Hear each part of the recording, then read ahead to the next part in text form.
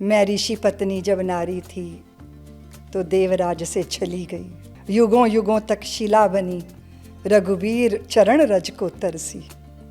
जब अयो निजा मैं सीता थी, तब राक्षस द्वारा हरी गई। निष्पाप मानते थे रघुवर, फिर भी थी अग्नि परीक्षा थी। महलों का सुख क्षण में त्यागा, मैं छाया बन पति संग गई। अवधि में लौटे अवधपति, छाया लौटा दी फिर वन में। क्या दोष रहा होगा उसका? प्रेम विवाह किया होगा, किसी के साथ चली गई होंगी, कोई गलती हो गई होगी,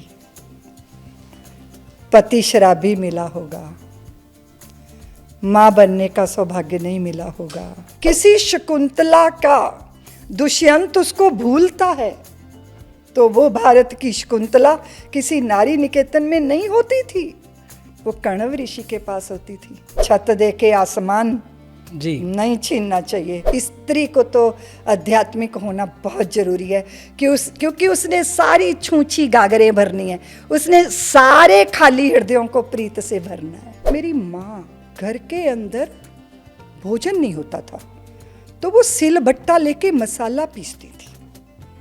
मसाला ही नहीं है, बर्तन उठा के इधर रख रही है उधर रख रही है। माँ ये क्या कर रही हो? भोजन बनाने का नाटक कर रही हूँ। पैरों पे खड़ी होती 10 रुपए कमाने वाली भी स्त्री होती है ना, उसका शराबी पति फिर उसके साथ उसके मुंह पे चांटा नहीं मार सकता। पुरुष अपने अभिमान के केंद्र पर होता है, पर स्त्री अपनी करुणा के केंद्र पे होती है। स्त्री के पास मसल्स भले ही ना हो शरीर के, लेकिन उसके संकल्प की सिद्धि बड़ी शानदार होती है। उस समय मेरे तेवर बहुत तीखे थे, मुझे कौन झेलता शिवम? मुझे जो भी ठीक लगता था मैं वही कहती थी। अब उसका राजनीति में लाभ हो रहा है कि हानि हो रहा है, ये कोई मतलब नहीं था। मैं तो शुरू से ही ऐसी थी, मेरी छवि ऐसी है, खतरनाक, डेंजरस, फायर ब्रांड साध्वी। मेरे में कोई परिवर्तन आया? मैं तो करुणा और क्रांति को एक साथ अपने हृदय में जिया है। मैंने शौर्य धैर्य को एक साथ अपने हृदय में जिया है। मुझे खुद को भी नहीं लगता कि मैं कोई किसी टाइटल में बांधने वाला व्यक्तित्व हूँ नहीं मैं। हाँ, एक अबाध गति की तरह बहने वाली धारा हूँ मैं।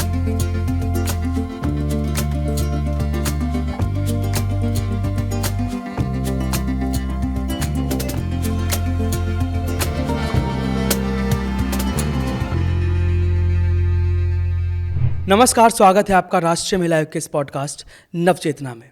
साथियों, आज हम एक ऐसी शख्सियत के साथ मौजूद हैं जो ये बताती हैं कि महिलाएं जब इस देश को जगाने का काम करती हैं तो वे स्वयं जागृति बन जाती हैं। वे जब युवाओं में अध्यात्म के बीज रोपने का काम करती हैं तो स्वयं भक्ति बन जाती हैं, और वो जब बड़े बड़े आंदोलन खड़े करती हैं तो कभी क्रांति तो कभी शक्ति बन जाती हैं। संघर्ष से लेकर उत्कर्ष तक का रास्ता तय करने वाली साध्वी ऋतंभरा जी। स्वागत है साध्वी जी आज आपका इस कार्यक्रम में। धन्यवाद जी। साध्वी जी, हम आपको बहुत से नामों से जानते हैं। हम आपको जानते हैं साध्वी जी के नाम से, हम आपको जानते हैं आध्यात्मिक गुरु के नाम से, हम आपको जानते हैं समाज सुधारक के नाम से, हम आपको जानते हैं समाज सेवक के नाम से। अगर मानवीय पहलुओं को रंग दे दिए जाएं, यानी मानवीय भावनाओं को रंग दे दिए जाएं, तो जो इंद्रधनुष बनेगा ना, उन तमाम रंगों को जोड़कर, उस इंद्रधनुष में ही शायद वो शक्ति हो कि आपके व्यक्तित्व को परिभाषित कर पाए। लेकिन आप साध्वी ऋतंभरा किस तरह साध्वी ऋतंभरा को देखती हैं? पहली बात तो शिवम, ना तो मैं गुरु हूँ ना मैं समाज सुधारक हूँ जी। तो ये जो जितनी भी आपने बातें कही हैं ना, तो मेरे में तो वो फिट नहीं बैठ रही। मैं सोच रही हूँ कि मैं मातृभूमि की एक छोटी सी इकाई हूँ, है ना। वैश्विक तल पर तो हम एक ऐसी चेतना है जो सबकी एक ही चेतना है, लेकिन अपने देश, अपना धर्म, उसके प्रति कर्तव्य बोध होने की वजह से ना, तो मुझे लगता है मैं राम जी की छोटी सी गिलहरी हूँ। सारे जगत को जोड़ने का सेतु बन रहा है। एकात्मता के सूत्र में वैश्विक तल पर सारे मनुष्य मात्र नहीं, अपितु प्राणी मात्र एक दूसरे के साथ स्पंदन कर रहे हैं ना। कोई खुशी नहीं अपनी भर, कोई पीड़ा नहीं पराई, चाहे मरघट का मातम हो, चाहे कहीं बजे शहनाई, हर घटना मुझ में घटती है, मैं सबका मानस विलास हूँ। 7 स्वरों की बांसुरिया में कहीं हंसी है कहीं रुलाई, जग मुझ में हंसता गाता है, मैं सबका मानस मंथन हूँ। चाहे कोई जगे योग से, समझो मैं संयुक्त हो गया। चराचर में एकात्मता के बोध से भरी हुई कोई वृत्ति है ना, उसकी अपनी कोई इकाई होती नहीं शिवम। हम बिंदु तभी तक रहते हैं जब तक हम अहम से जकड़े रहते हैं, और जब उसका खोल, उसकी झिल्ली उतरती है, उसका दायरा टूटता है, तो फिर वो बिंदु तो सिंधु ही हो जाता है ना। तो ऐसे चराचर के साथ एकात्मता के बोध में भरे हुए हम अगर व्यक्तित्व की दृष्टि से देखें तो शरीर में है, और स्त्री का शरीर मिल गया। ये भी बड़े सौभाग्य की बात है शिवम, क्योंकि स्त्री का शरीर मिलना यानी करुणा, प्रेम, स्नेह, वत्सलता, समर्पण, अर्पण। जैसे अभी आपने कहा, इतना सुंदर कहा शिवम आपने, कि वो जब जागृति के लिए निकलती है तो जागृति है, अश्रु उसके अर्पित होते हैं तो वो भक्ति है ना। अर्घ दे देती है वो अपनी भावनाओं का, तो वो शरणागति भी है। ऐसे समर्पण के भावों के साथ भारत की स्त्री में ये बहुत विशेष गुण होते हैं।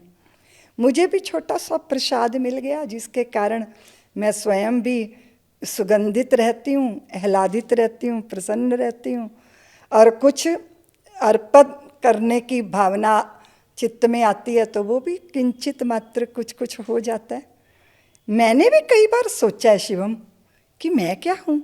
बहुत सारे लोग तो मुझे राजनीतिज्ञ मानते हैं, क्योंकि मैंने श्री राम जन्मभूमि की आंदोलन में भूमिका निभाई।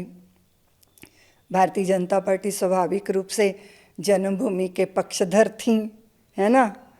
मेरे आदरणीय प्रधानमंत्री जी से बड़ी आत्मीयता है, तो लोग मुझे राजनीतिज्ञ समझते हैं। लेकिन मैं कभी किसी पार्टी की 1 रुपए की भी सदस्य कभी नहीं हुई, है ना। समाज सुधारक भी समझते हैं मुझे लोग, लेकिन पता है शिवम मेरा स्वभाव कैसा है, जो आपके सम्मुख आए ना उसे सुधारने का प्रयत्न ना करो।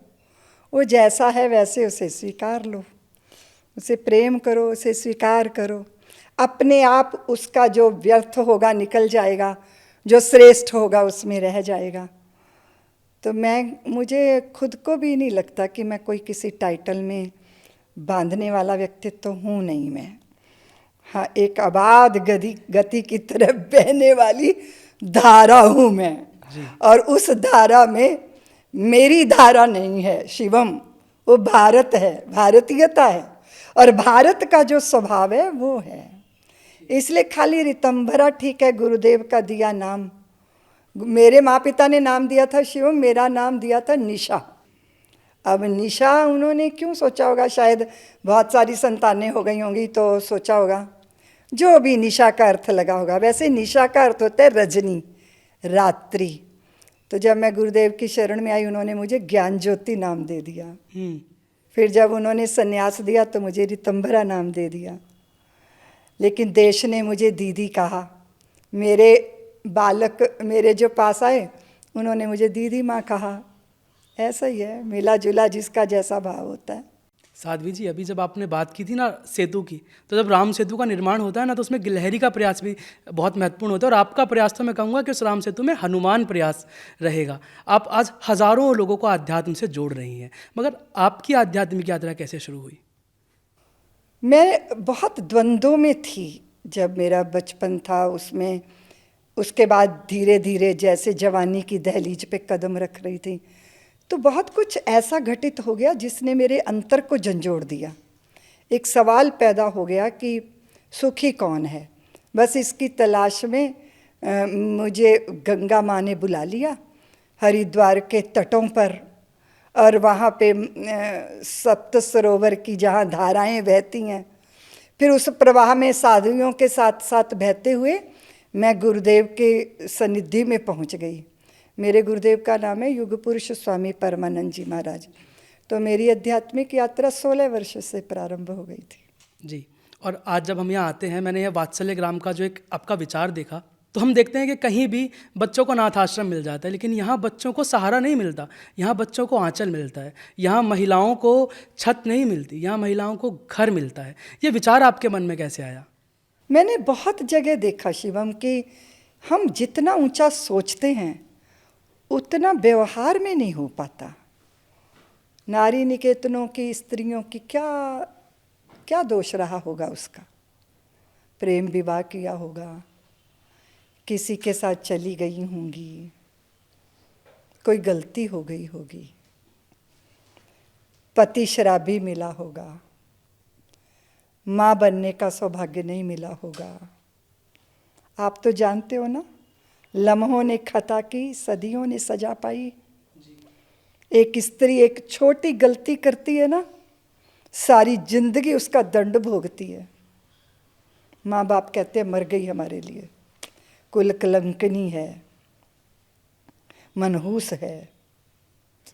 व्यवस्था हमने क्या बनाई? नारी निकेतन। 2 टाइम की रोटी निश्चित होती है, 2 टाइम की चाय निश्चित होती है, छत भी मिल जाती है। ना जिंदगी का लक्ष्य होता है, ना उद्देश्य होता है, ना आसपास किलकारियाँ होती हैं, ना प्यार से सहेजने वाले लोग होते हैं। इतने निष्ठुर हम कैसे हो सकते हैं? नहीं हो सकते। अतीत के भारत में शिवम लोग ऐसे नहीं थे। वो जजमेंट नहीं देते थे, वो तमगे नहीं लगाते थे। अगर मान लो किसी शकुंतला का दुष्यंत उसको भूलता है, तो वो भारत की शकुंतला किसी नारी निकेतन में नहीं होती थी, वो कण्व ऋषि के पास होती थी। और वहीं उस अंगूठी का निर्माण होता था जिसको दिखा के दुष्यंत को उसका अतीत याद दिलाया जाए। वहीं पर भरत का जन्म होता था। मैंने कुछ नहीं किया शिवम, सिर्फ वर्तमान की अतीत से डोर बांधने का प्रयास किया है। वो भारत जिसमें अगर कोई गुरुकुल है तो आचार्य पूछ रहे हैं कि पुत्र बताओ, वत्स बताओ, तेरा नाम क्या है, तेरी माँ कौन है, तेरे पिता कौन है? तो कहते हैं मेरी माँ तो जाबाली है, मेरे पिता को तो मैंने देखा नहीं। तो जाओ अपने पिता के बारे में पता करके आओ। तो माँ कहती है कि पुत्र कैसे बता दूँ पिता का नाम, क्योंकि मैं तो बहुतों की सेवा करती हूँ, पता नहीं तो किसका प्रसाद है। वो भरी सभा में बालक आके कहते गुरुजी मैं मेरी पिता का नाम नहीं बता सकता। मेरी माँ ने कहा मैं तेरे पिता का नाम नहीं बता सकती, पर मेरी माँ है जावाली। तो उन्होंने कहा आओ पुत्र, मेरी बाहों में बंध जाओ, तुम संसार में सत्यकाम जावाली के नाम से पहचाने जाओगे। इतने कटु सत्य को स्वीकार करने वाले तुम, लेकिन धन्य तो वो है ना, उस कटु सत्य को जानते हुए भी उन गुरुजनों ने स्वीकार किया, सत्य काम को सत्य काम बनाया। अतीत का भारत तो ऐसा था शिवम जी। किसी पे लांछन नहीं थे, कलंक नहीं थे, किसी को लेवल नहीं लगते थे, सबको स्वीकार किया जाता था। फिर हम कहाँ भ्रमित हुए? हम कहाँ नारी निकेतनों में समाधान ढूंढ रहे हैं?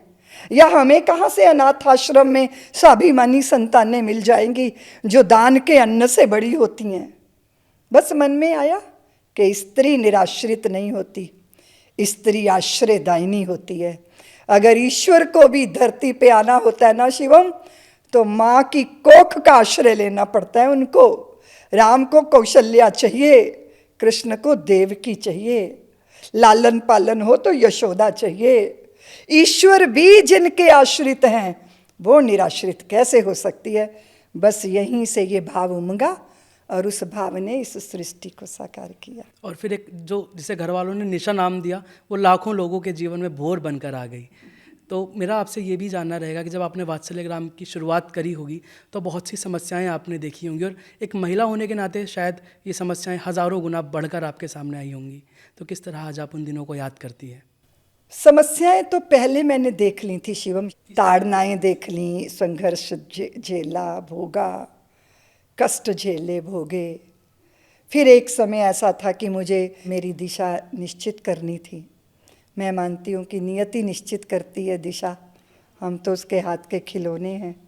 मेरे हृदय में बहुत सारे सवाल थे, नारी निकेतन नहीं, अनाथ आश्रम नहीं, वृद्धाश्रम नहीं। तो फिर एक उदाहरण सामने होना चाहिए। बहुत दिक्कतें थी क्योंकि मेरा क्रांतिकारी वो फायर ब्रांड वाला रूप समाज में, तो कौन मेरे साथ आके खड़ा होता। जब हमने कल्पना की उस समय अभाव भी बहुत थे, लोग डराते भी बहुत थे कि अरे गंजे हो जाओगे, महिलाओं का काम करोगे, ऐसा हो जाएगा वैसा हो जाएगा। तो हमें लगा कि दांतों के नीचे जीभ आ जाती है तो भी हम भोजन करना तो बंद नहीं करते। नया प्रयोग है। लोगों ने कहा कैमरे लगाओ, मैंने कहा नहीं, मैं भरोसा दूंगी नहीं तो भरोसा मुझे मिलेगा ही नहीं। तो बस उस कोई दिक्कतें होती नहीं हैं। हम एक संकल्प के ऐसे प्रवाह को लेके चलते हैं शिवम, जिसमें बाधा विघ्न सब दूर हो जाते हैं। और हमें तो नामधारी दिनकर स्मरण रहते हैं कि सच है विपत्ति जब आती है कायर को ही दहलाती है, सूरमा नहीं विचलित होते पलेक नहीं धीरज खोते, विघ्नों में राह बनाते हैं कांटों को गले लगाते हैं, मुख से न कभी उफ कहते हैं जो आ पड़ता सो सहते हैं, खम ठोंक ठेलता है जब नर तो पर्वत के जाते पाँव उखड़, मानव जब जोर लगाता है पत्थर पानी बन जाता है। बहुत बाधाएं आई। मैं यहाँ बैठी शिवम, कोई जगह यहाँ चारों तरफ बाउंड्री नहीं थी, मेरे को आके इतना ब्लैकमेल करते थे लोग, लेकिन हम अपना अडिग उस रास्ते पे चलते चले गए। और ये सारी सृष्टि हमने 2000 में शुरू की, 2003 में हमने इसका लोकार्पण कर दिया और फिर धीरे धीरे धीरे होता चला गया। तो मैं पहले सोचती थी शिवम कि रोटी खिलाना बड़ी बात नहीं है, रोटी कमाने लायक बनाना ना जी। जब मेरी बच्ची आके मुझे कहती है कि उसको जॉब मिल गई है, दीदी माँ मुझे 1 लाख रुपया 60,000 रुपये महीने में मिलेंगे और ये मेरी सैलरी में से 10वां हिस्सा मैं वात्सल्य को अर्पित करती हूँ, मुझे बहुत अच्छा लगता है। क्योंकि बेचारा बनाना, कुंठित कर देना, उसकी इच्छाओं का दमन कर देना, ये मुझे कभी नहीं रुचा। क्योंकि रोटी दोगे तो रोटी देने वाला दाता बन जाएगा, लेने वाला भिखारी बन जाएगा, ये रास्ता कभी रास्ता है ही नहीं। तो अभी मैं अपने को बहुत सफल और संतुष्ट अनुभव करती हूँ। देखो शिवम, मैं जिस जगह पे ईश्वर ने मुझे खड़ा किया ये आसान रास्ता नहीं है। बच्चे टीनेजर होते हैं, इतनी चुनौतियाँ होती हैं, इतनी रातें काउंसलिंग करते बीत जाती हैं मेरी, तरह तरह के उपद्रव बच्चों के जीवन में आते हैं, उन सबको समेट के ले चलना ना बड़ा धैर्य चाहिए, बड़ी प्रतीक्षा चाहिए। 2-4 बच्चे ही होते हैं तो कितने बड़े चैलेंज हमारे सामने जीवन में होते हैं। कई बार लोग मुझे कहते हैं कान पकड़ के बाहर क्यों नहीं कर देती हो। मैंने कहा ये इंस्टीट्यूट नहीं है, संस्था नहीं है, ये घर है, परिवार है। जो भी इधर बहके हों उन्हें भी रास्ते पे लाना होता है। वो जन्मभूमि का काम शिवम शौर्य का काम था, वात्सल्य का काम धैर्य का काम है। ईश्वर ने मेरी दोनों परीक्षाएं ली हैं और परीक्षा तो जीवन का एक हिस्सा है जी। मुझे बहुत अच्छा लग रहा है कि बच्चे बड़े हो गए तो छोटे भाई बहनों का ख्याल रखते हैं, अपनी माँ को संभालते हैं। सोचिए जरा, जिस माँ ने, हमने कल्पना की माँ, मौसी, नानी, बेटे, बेटियाँ, अभी भरा पूरा परिवार है, बच्चे बड़े हो गए, 28-28 साल के हो गए, अच्छे अच्छे घरों में विवाह हो गया बच्चों का, अच्छी जॉब कर रहे हैं।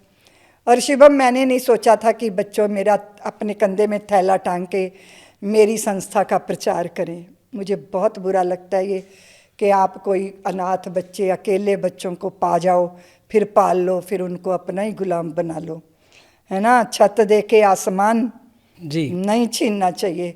दुनिया की नज़रों में मैं तो पागल हूँ, हिली हुई महिला हूँ, क्योंकि लोग सोचते हैं कि मैं उनका उपयोग करूं। मुझे लगता है नहीं, उन्हें अपनी स्वतंत्र जिंदगी जीनी है। मैं जो दे सकती थी वो मैंने दिया, मैंने प्यार दिया। आज वो संवेदनशील बच्चे हैं, वो किसी का दुख नहीं देख सकते, जहाँ भी हैं वो अपनी ज़िंदगी जिएं। जरूरी नहीं है कि वो संस्था में ही खप जाएं। वो अगर इन दीवारों में बंद हो जाएंगे, मैं इसको अपनी असफलता मानूंगी। मैंने इस दृष्टि से ये सारा कार्य किया, तो बहुत खुश हूँ मैं, अच्छा लगता है। साध्वी जी, अभी आपने बात की थी ना प्रतीक्षा की, उससे मैं जोड़ता हूँ प्रतीक्षा को। बहुत सारे बच्चे अभी भी ऐसे होंगे जो घर की प्रतीक्षा कर रहे होंगे। आप क्या भविष्य क्या देखती हैं वात्सल्य ग्राम का? देखो, मैंने जिस तरह कार्य किया शिवम, इसकी एक व्यवस्था थी। अभी तो फिर धीरे धीरे हमारे पालने में बच्चे आते हैं, फिर उनको, फिर बाद में कुछ कानून बने देश के अंदर, उस पर प्रतिबंध लग गया। लेकिन जब आपको काम करना हो तो आप तो रोक नहीं सकते ना अपने आप को। मैंने बहुत सारे अभावग्रस्त ऐसे माँ पिता देखे जो अपने बच्चों को अच्छी शिक्षा नहीं दे सकते। ऐसे हजारों बच्चे मेरे पास हैं, वनवासी क्षेत्र के, आदिवासी क्षेत्र के, अनुसूचित जातियों के, जो अभावों में ग्रसित रहती हैं। उन सारे बालकों की यहाँ सेवा होती है। वो पढ़ते लिखते हैं, अपना गौरवपूर्ण जीवन जीते हैं। क्योंकि जो स्त्री के लिए भी ये जरूरी है शिवम, जो पैरों पे खड़ी होती 10 रुपए कमाने वाली भी स्त्री होती है ना, उसका शराबी पति फिर उसके साथ उसके मुंह पे चांटा नहीं मार सकता है ना। ऐसी यहाँ 550 संख्या में लोग काम करते हैं, जिसमें अधिकांश स्त्रियां हैं। चाहे वो छोटा काम हो, बड़ा काम हो, सब महिलाएं इस कार्य को देखती हैं। तो स्वाभिमान की प्रतिष्ठा स्वावलंबन से होती है। इसी सूत्र के साथ हम काम करते हैं। दीदी माँ, एक बच्चे को तो माँ चाहिए होती है, लेकिन आप जब इस इतनी बड़ी संस्था को चलाती हैं, आप बहुत सारी चीज़ों को देखती हैं, क्या एक माँ को भी बच्चे की ज़रूरत रहती है? हाँ, क्योंकि स्त्री माँ बिना बिना कभी पूरी नहीं होती। और ज़रूरी नहीं है कि वो जन्म दे, क्योंकि जन्म देने वाली तो जन्मदात्री होती है, पालने वाली माँ होती है जी। इसलिए जन्मदात्री जननी जन्मती है, माँ सहेजती है। स्त्री की पूर्णता पुरुष को पाके कम होती है शिवम। हाँ, पुरुष का प्यार चाहिए उसको, क्योंकि वो शक्ति है, पुरुष शिव है, दोनों का मिलन होना चाहिए। लेकिन आपने देखा होगा कि जब स्त्री माँ बन जाती है तो उसके अंदर बहुत लौकिक इच्छाएं नहीं रह जाती, पूर्ण हो जाती है वो। हमने यही तो मर्म पकड़ा, वात्सल्य की यही खूबसूरती है कि स्त्री को मातृत्व के पद पे बैठा दिया जाता है। वो भरी पूरी 10-15 बच्चों की माँ बीमार होती है तो बच्चे ऐसे गोदी में उठा लेते हैं, रात भर उसके आसपास रहते हैं। शायद 1-2 बच्चों को जन्म देने वाली माँ को ये सौभाग्य प्राप्त नहीं होता होगा जितना वात्सल्य ग्राम की यशोदाओं को ये सौभाग्य प्राप्त है। तो स्त्री की पूर्णता माँ होने। आप मुझे देखो ना, मैं गुरुदेव की शरण में आई, सन्यासी हो गई। मैं शिवम किसी मजदूर श्रमिक महिला को स्टेशन पर बच्चा लिए देखती थी ना, तो मेरे अश्रुपात होने लगते थे, मेरे अंदर स्पंदन होने लगते थे। हमारे यहाँ एक्सीडेंट हुआ हमारी गाड़ी का, हम भी उसमें थे। मेरे गुरुदेव की पसलियों में फ्रैक्चर आ गया, मैं उनकी सेवा में थी। मुझे उनकी सेवा करते करते लगता था मैं माँ हूँ उनकी, अपने गुरुदेव की मैं माँ हूँ। स्त्री को प्रकृति ने बनाया ही माँ होने के लिए है। मैं सन्यासी होके माँ हो गई, भले ही दीदी माँ हो गई जी। तो मातृत्व जो है स्त्री की पूर्णता का प्रसाद है। और अभी जो आपने बताया कि आपके बच्चे तो अब 28 साल के 29 साल के हो गए हैं, उनमें महिलाएं भी रहती होंगी, आप उनकी शादी करती हैं या किस तरह समाज की मुख्य धारा से आप उन्हें जोड़ने का काम करती हैं? यहाँ तो ज़्यादातर बेटियाँ ही हैं शिवम। अगर 100 बच्चे आएंगे तो उसमें 2 पुत्र होंगे, बाकी सारी पुत्रियाँ हैं। उनको मैं पढ़ाती हूँ, लिखाती हूँ। फिर जब समाज से लोग आते हैं मुझसे रिश्ता मांगने, फिर मैं उनसे वार्तालाप करती हूँ। कुछ मेरे प्रश्न हैं जो मैं उनसे करती हूँ, जैसे एक माँ को करने चाहिए। फिर हम लड़का लड़की को आपस में मिलाते हैं, फिर दोनों को समय देते हैं, फिर दोनों एक दूसरे का फ़ोन नंबर एक्सचेंज करते हैं, फिर एक दूसरे को समझते हैं। जब पुत्री कहती है हाँ दीदी माँ मैं खुश हूँ, मुझे अच्छा लग रहा है, फिर उसका विवाह होता है। 3 दिन तक बारात रहती है शिवम यहाँ, क्योंकि दूर से बारात आती है तो उसका हल्दी होगी, उसकी मेहंदी होगी, फिर उसके भावरे होंगी, फिर विदाई होगी। ऐसे 3 दिन का विवाह यहाँ संपन्न होता है। फिर बच्ची अपनी ससुराल जाती है, फिर छुट्टियाँ होती हैं तो वो बच्ची छुट्टियों में अपने घर आती है। फिर मेरी बच्चियों के बच्चे हो जाते हैं, वो फिर यहाँ नानी के घर आके छुट्टियाँ बिताते हैं। पूरे जीवन भर का संबंध रहता है, ऐसा नहीं कि पाला और हटा दिया 18 साल बाद। जीवन भर का संबंध रहता है बच्चों के साथ। आप बिल्कुल परिवार ही मानती हैं। दीदी माँ, परिवार का योगदान क्या होता है एक व्यक्ति के जीवन में? परिवार तो बुनियाद है। अगर आप परिवार में सौमनस्यता, सौहार्द नहीं, प्रेम नहीं, स्वीकृति नहीं, तो आप देखो कितने लोग कुंठित हो जाते हैं। परिवार ये नहीं है कि आपका घर बड़ा शानदार है ना, आपने इतना बड़ी कोठी बना ली, या आप अपने बच्चों को इतने महंगे खिलौने दे रहे हो। परिवार का मतलब एक दूसरे को समझना, एक दूसरे को बदलने की कोशिश नहीं करना, अपितु वो जैसा है वैसा स्वयं को ही ढालने का प्रयत्न करना। तो ऐसा ही ये वात्सल्य परिवार है।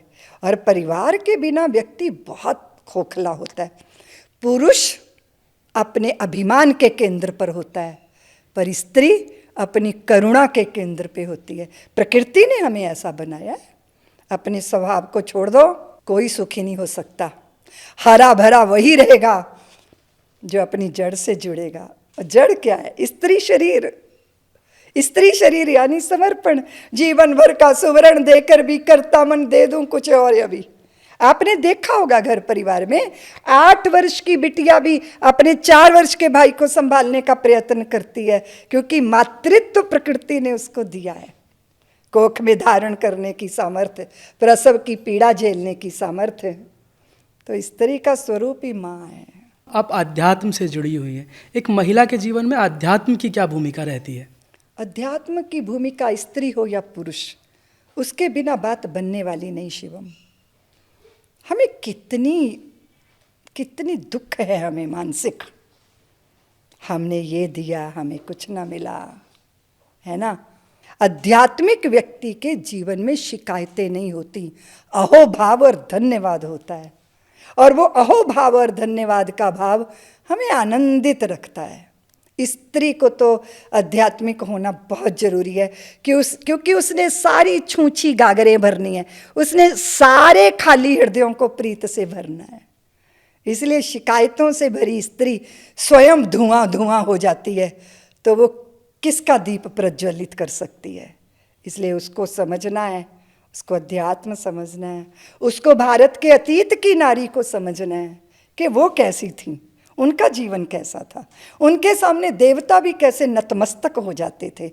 ये समझना बहुत ज़रूरी है। इसलिए पहले धर्म की शरण चाहिए, फिर धीरे धीरे धीरे धीरे वो जिसको हम अध्यात्म कहते हैं विषय को समझना।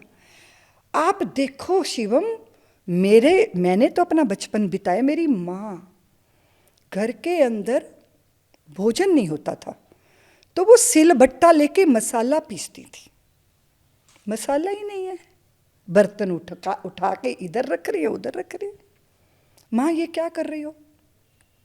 भोजन बनाने का नाटक कर रही हूँ, नहीं तो पड़ोसी आ जाएंगे कि कला तेरे बच्चे भूखे हैं, ये खिला दो। मैं नहीं चाहती, वो कहती थी मैं नहीं चाहती। तुम भिखारी बनो, मैं नहीं चाहती। तुम पे कोई दया करे, मैं नहीं चाहती। 40 दिन भी भूखे रहोगे ना तो मरोगे नहीं, पर जिस दिन किसी के आगे हाथ फैला दिया उसी दिन तुम्हारा जमीर मर जाएगा, तुम्हारा स्वाभिमान मर जाएगा। मैं नहीं चाहती। सोचिए जरा, किसी विश्वविद्यालय में भी ऐसी सोच मिल सकती है? ये होता है स्वाभिमान। पैर में फटे जूते क्यों ना हो, तुम परमात्मा की कायनात के सम्राट हो, ये कौन बताता है? ये माँ बताती है। और जो स्त्री रात दिन अपनी किस्मत को कोसेगी, पति को गाली देगी, परिवार को, ससुराल वालों को कोसेगी, वो अपनी संतानों में तृप्ति या संतुष्टि भर सकती है? नहीं भर सकती। इसीलिए मंदालसा चाहिए भारत को। शुद्धोषि बुद्धोषि निरंजनोषि संसार माया परवर्जतोषि संसार स्वप्नम त्यज मोह निद्रा मंदालसा वाक्यम वाच पुत्रम। स्त्री आध्यात्मिक होगी तो लोरियों में आत्मज्ञान देगी, नहीं तो उसको उधर भरने की सिर्फ शिक्षा देगी। इसलिए स्त्री का आध्यात्मिक होना बहुत जरूरी है। अगर तृप्त, संतुष्ट, वीर और जूझने वाली, चुनौतियों को स्वीकार करने वाली संतानें चाहिए तो स्त्री को धार्मिक और आध्यात्मिक होना, अपनी प्रज्ञा में स्पष्टता होना बहुत जरूरी है। वो तो जन्मती है ना, वो तो टकसाल है ना मनुष्यों की। इसलिए उसका कितना परफेक्शन चाहिए, उसकी कितना अंदर सधा हुआ होना चाहिए। उसका वैभव महत्वपूर्ण नहीं है, उसकी प्रज्ञा, उसकी सोच, उसका चिंतन महत्वपूर्ण है। आप तो जानते हो कि कैसे अभिमन्यु ने गर्भ के भीतर चक्रव्यूह भेदना सीखा था।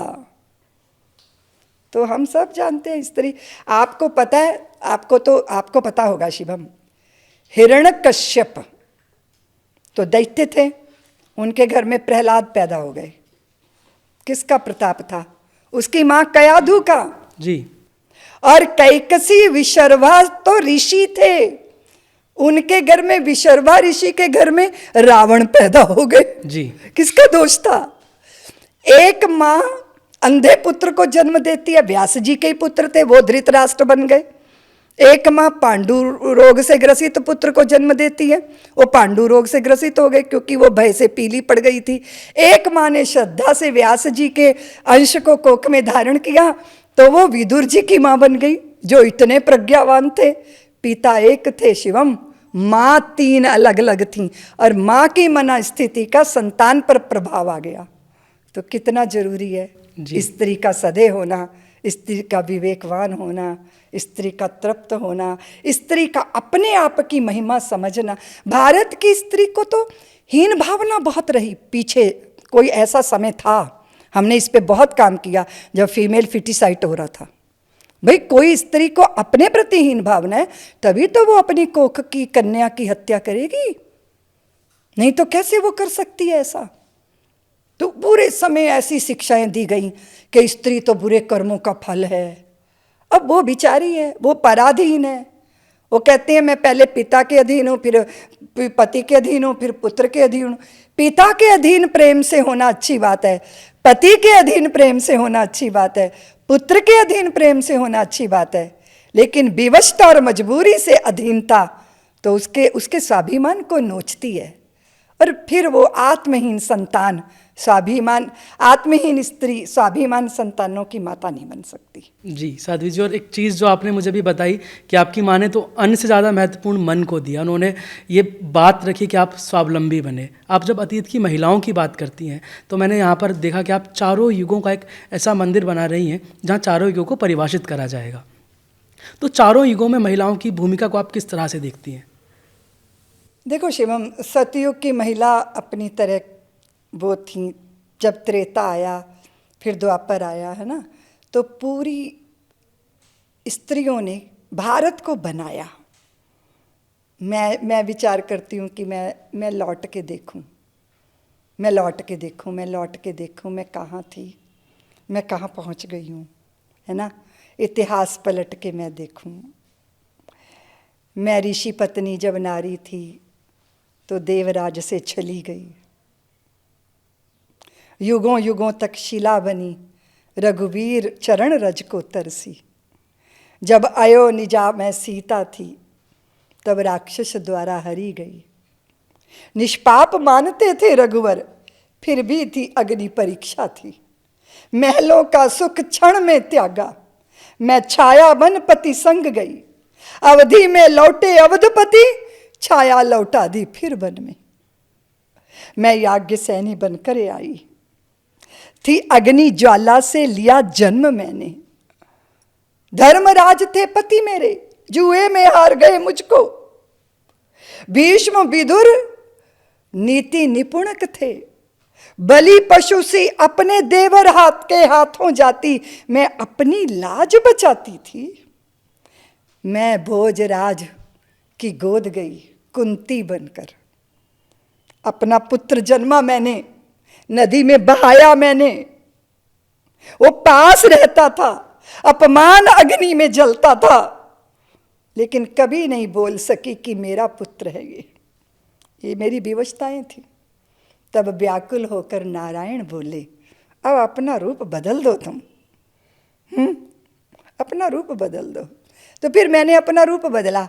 सतयुग, त्रेता, द्वापर, कलयुग, आते आते नारी अपने अनुभवों में से गुजरी।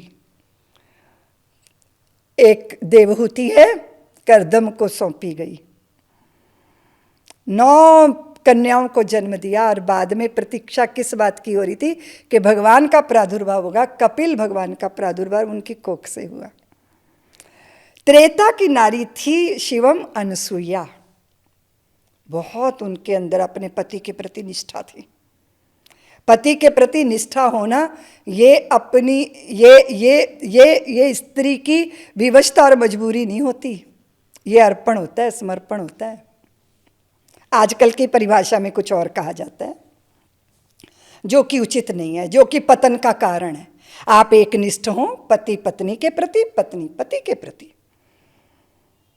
तो त्रिदेव आ गए, उन्होंने कहा कि देवी तुम अपनी छाती का दूध पिलाओ ना हमें। तो अनसुईया बोली तुम्हें मेरा दूध पीना है? इतने बड़े बड़े मेरा दूध पियोगे? तो तुम्हें मेरा दूध पीना है तो तुम्हें छोटे बनना होगा। तो त्रिदेव यानी ब्रह्मा विष्णु महेश को अनसुईया ने छोटे छोटे बच्चे बना दिया और तीनों को पालने में सुला दिया। तीनों की पत्नियां हांफती हांफती आई, हमारे वो कहाँ हैं, हमारे वो कहाँ हैं। तो अनसुईया माँ मुस्कुराई, बोले पालने में झूल रहे हैं, अपने अपने पहचान के ले जाओ।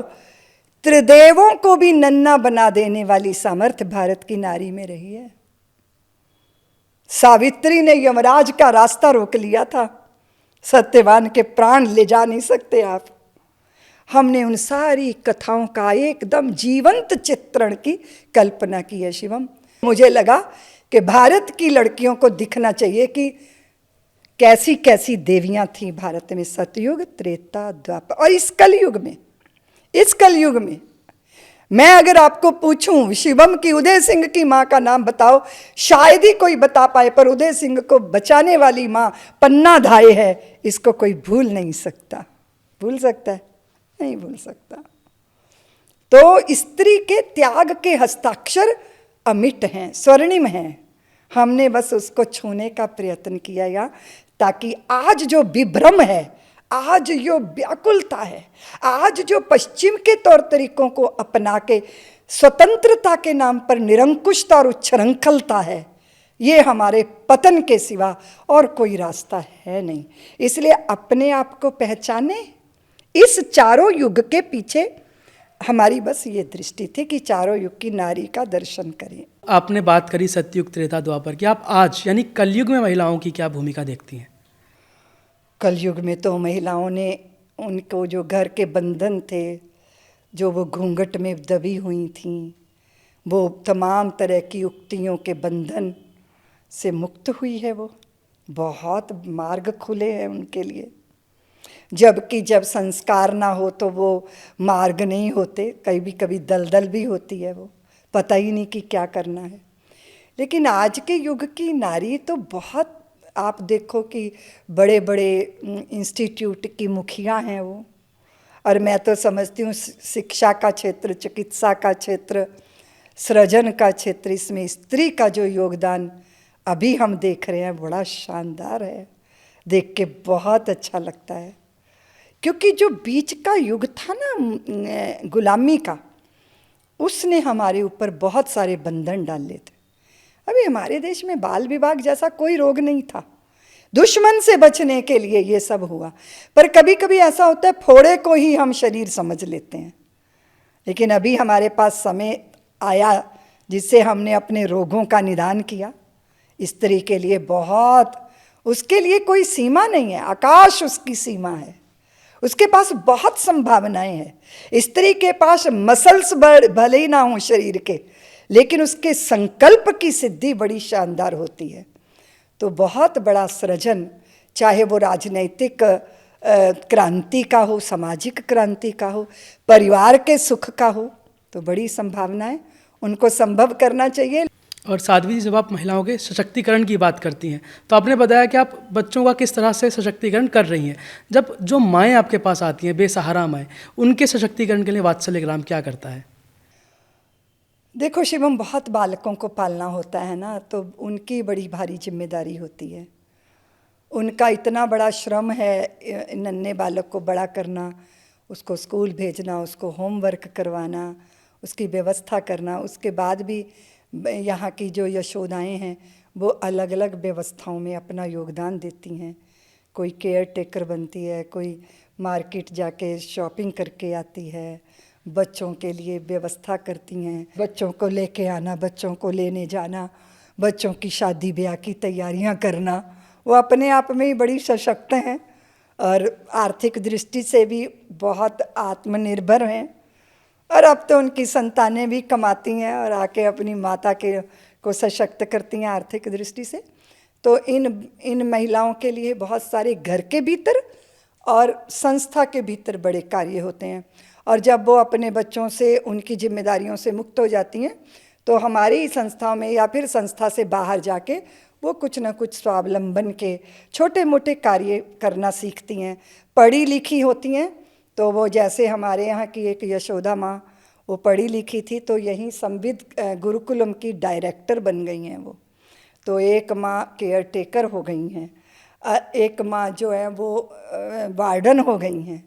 तो जब उनकी जिम्मेदारियों से थोड़ी मुक्ति मिलती है तो अलग अलग पदों पे वो काम करती हैं। मैं इस चीज़ को थोड़ा विस्तार से जानना चाहता हूँ कि आप किस तरह परिवारों की नियुक्ति करती हैं, कैसे आपका चयन रहता है कि कौन माँ होंगी, कौन मौसी रहेंगी, कौन उनके परिवार के बच्चे होंगे? पहली बात तो कि स्त्रियां ज़्यादातर अपने घर से रूठ के आती हैं, है ना। पति ने कुछ कह दिया, कुछ कर दिया। एक स्त्री मेरे पास आई शिवम, उसको पता चला साध्वी ऋतंबरा उस स्त्रियों का काम करती है, वो उसकी घर वाले से लड़ाई हो गई होगी तो वो चली आई। पहले तो मैं कोशिश करती हूँ सब लौटें वापस, क्योंकि घर होता है, संस्था तो एक समाधान है। हाँ, हमने संस्था को भी घर बना लिया, वो हमारे वात्सल्य की प्रबलता है। तो शिवम क्या हुआ, वो स्त्री आई, मैं दिल्ली में थी, मेरे साथ काफ़ी छोटे छोटे बच्चे थे, 22 बच्चे थे। मेरे पास कोई उस समय पैसे नहीं थे तो मेरे पास कोई सेवक भी नहीं था। मैं मेरे बच्चों के लिए खिचड़ी बनाना, दूध पिलाना, उनकी पॉटियाँ साफ़ करना, उनके कपड़े धोना, तैयार करके स्कूल भेजना। वो अपने बच्चे छोड़ कर आई थी। वो 5-7 दिन मुझे देखती रही, उसके बाद फिर उसने रोना शुरू किया शिवम।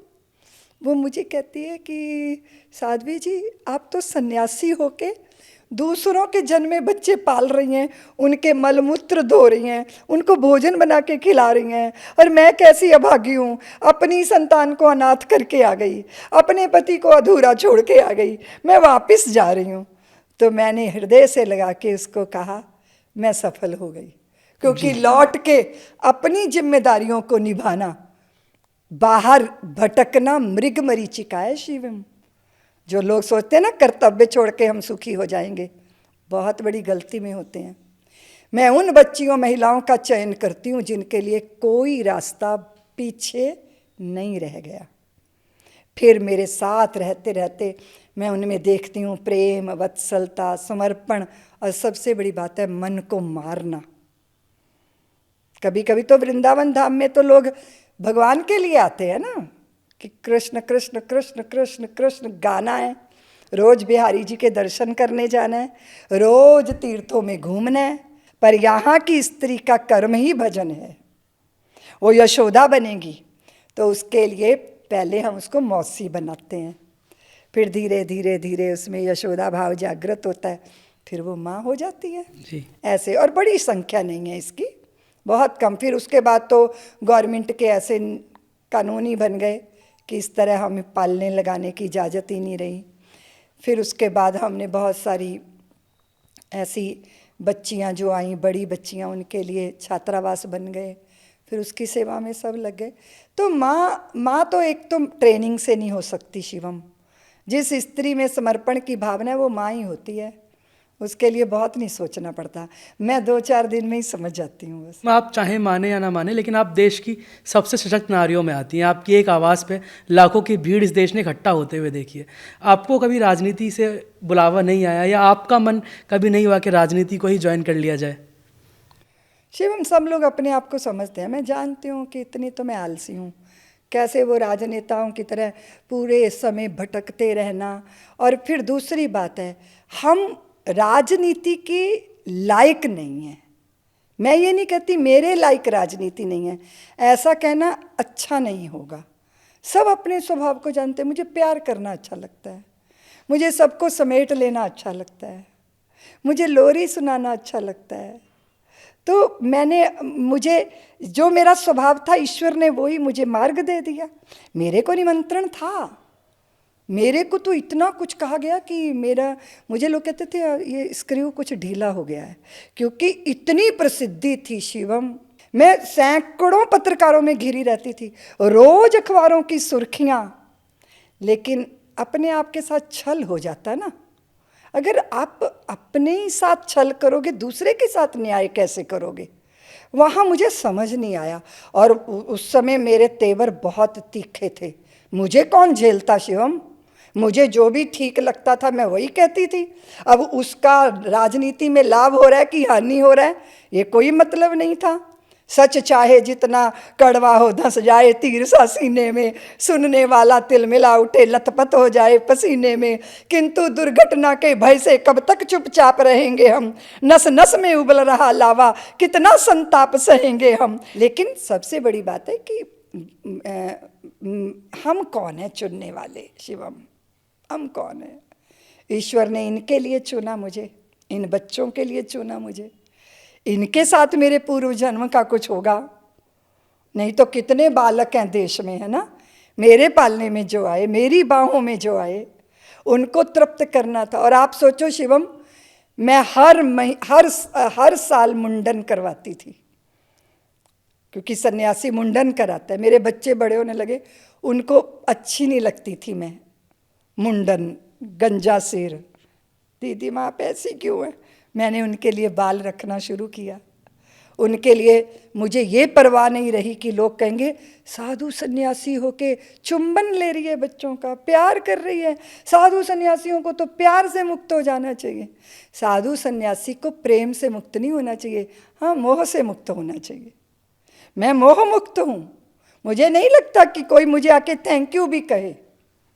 मैं तभी तक हूँ आपके साथ जब तक आपको ज़रूरत है मेरी, और जब ज़रूरत होगी हमेशा आधी रात को मेरे बच्चों को अधिकार है मुझसे बात करने का। रात के 2 बजे भी मुझे जगा देते हैं।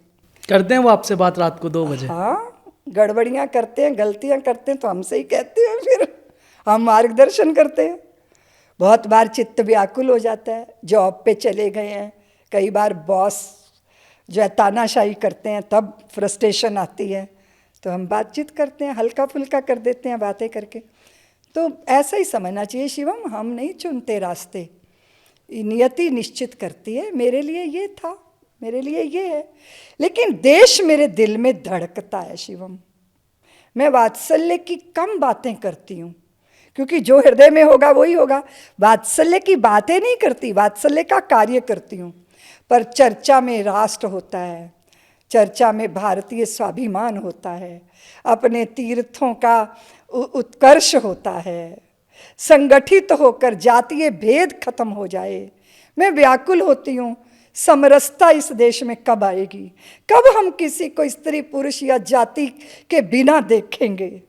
ये अंदर चलता है, मथानी जैसा चलता है। व्याकुल होती हूँ, अश्रुपात होते हैं, कुछ करने का मन होता है सक्रिय। अभी तो मैं 60 वर्ष का शरीर हुआ, गुरुदेव ने कहा समरसता का काम करो ऋतंबरा, क्योंकि वात्सल्य कोई दीवारों में थोड़ी सीमित होता है शिवम। मेरे लिए तो मेरी कोई संस्था है, मुझे कभी बोध ही नहीं होता। मेरा तो पूरा देश नहीं, मुझे तो सारा विश्व अपना लगता है। जब आप बात करते हैं ना तीखेपन की, तो मैं जानना चाहता हूँ ये तीखापन अचानक से शहद जैसा वात्सल्य में कैसे परिवर्तित हो गया? शिवम, करुणा और क्रांति साथ रहते हैं। ये हम कहते हैं विरोधाभास है, ये विरोधाभास नहीं है। आप में किसी चीज़ को देख के करुणा आएगी, तभी तो आप उसे ठीक करने के लिए क्रांति करेंगे। करुणा और क्रांति साथ चलती है। कोई चीज़ आपको परेशान कर रही है, आप उसको अनुभव कर रहे हो, आप देख रहे हो कि ये गलत है। गलत को गलत कहने से तो होगा ही नहीं, फिर गलत को सही करना होगा, तो फिर आपको क्रांतिकारी होना होगा। तो मुझे नहीं लगता, ऐसे लोग मुझे कहते हैं कि आप में इतना परिवर्तन कैसे आ गया। मैं तो शुरू से ही ऐसी थी, मेरी छवि ऐसी है, खतरनाक, डेंजरस, फायर ब्रांड साध्वी। तो ये बात था, ये विषय था, आंदोलन था। आंदोलन तो ऐसा ही होता है शिवम, आंदोलन में तो हृदय आंदोलित किए जाते हैं और उसके लिए स्वयं का जीवन अर्पित किया जाता है जी। तो ये था। आंधियाँ लगातार चलती हैं तो दिए भी तो लगातार जलाने पड़ेंगे। तो मुझे नहीं लगता कि मेरे में कोई परिवर्तन आया। मैं तो करुणा और क्रांति को एक साथ अपने हृदय में जिया है मैंने, शौर्य धैर्य को एक साथ अपने हृदय में जिया है, प्रेम को और क्रांति को एक साथ अपने हृदय में जिया है। तो दीदी माँ, आप इन तमाम आंदोलनों के बाद भी राजनीति में नहीं आई, लेकिन कोई ऐसी महिला आप देखती हैं जो आपको लगता है कि राजनीति में जिसके कार्य आपको बहुत प्रभावित कर रहे हो या करते हो उस समय? बहुत अच्छी अच्छी महिलाएं, आप देखो सुषमा स्वराज जी, कितनी स्पष्टता थी उनकी वाणी में, कितना ओज था। सारे विश्व को उन्होंने भारत का जिस तरह परिचय दिया। अभी तो हमारी वित्त मंत्री जी कितना अच्छा काम कर रही हैं, स्मृति ईरानी ने भी अच्छा काम किया। बहुत सारी और भी मातृ जगत की महिलाएं होंगी। हमारे मंडल की निरंजन ज्योति जी भी राजनीति में गई थी। तो तुलना करना उचित नहीं होता शिवम। सब अपनी सामर्थ्य के अनुसार, अपनी योग्यता के अनुसार राष्ट्र के चरणों में अपने सेवा पुष्प अर्पित करते हैं। लेकिन मैं मातृशक्ति से निवेदन करूंगी कि वो राजनीति में जाएं तो राजनीति में थोड़ी सी सहजता आएगी। स्त्री जितना अच्छे संवेदनशीलता से विचार कर सकती हैं, समाधान की दृष्टि से विचार कर सकती हैं। इसलिए बहुत सारे क्षेत्र हैं जो पुरुषों को स्त्री के लिए छोड़ देने चाहिए, चाहे वो चिकित्सा का क्षेत्र हो, शिक्षा का क्षेत्र हो, सामाजिक परिवर्तन का क्षेत्र हो।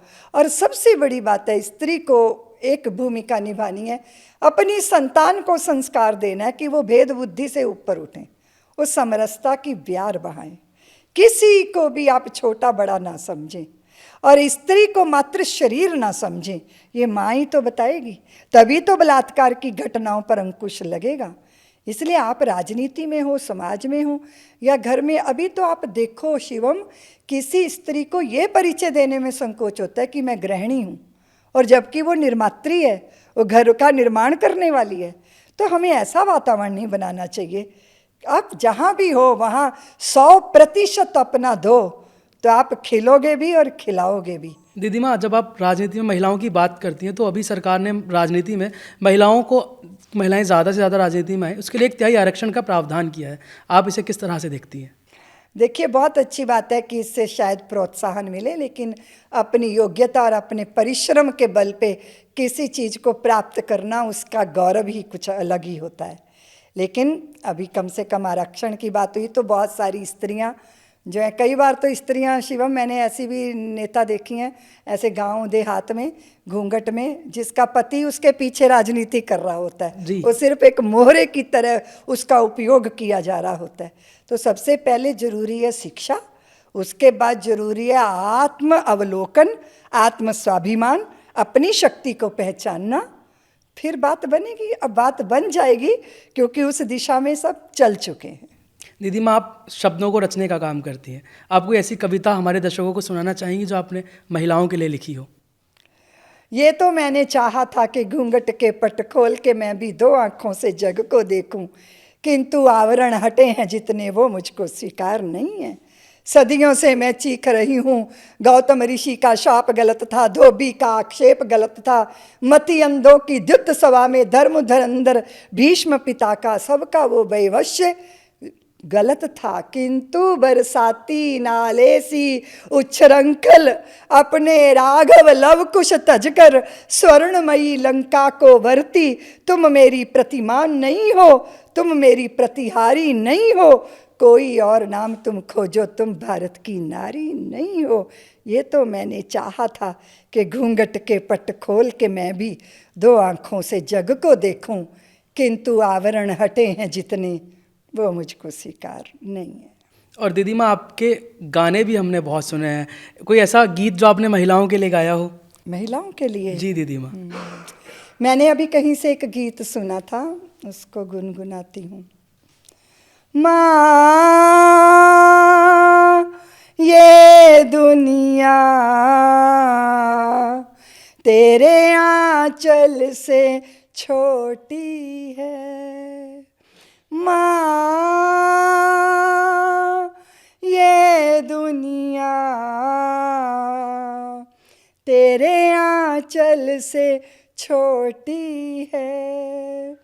बचपन में 1 रुपया जिद से जो मांगा था, बचपन में 1 रुपया जिद से जो मांगा था, उसकी खन खन के आगे दौलत सब खोटी है। माँ ये दुनिया तेरे आंचल से छोटी है। दीदी माँ, मेरे पास कहने के लिए कुछ भी नहीं बचता। और जैसा कि मैंने कार्यक्रम के शुरू में कहा था ना कि आप भक्ति, शक्ति, क्रांति और जागृति का समन्वय हैं। अब कार्यक्रम के बाद मैं इसमें 2 शब्द और जोड़ देता हूँ। आप प्रकृति और संस्कृति, इनको भी थाम कर चलती हैं। आप इस कार्यक्रम में आई, आपका बहुत बहुत आभार दीदी। एवं आपको भी बहुत बहुत धन्यवाद। आप आए और आपने अच्छी अच्छी बातें की और हमारा भी हृदय का भाव प्रकट हुआ जो सब तक जाएगा। आप आए, आपका भी बहुत बहुत धन्यवाद है।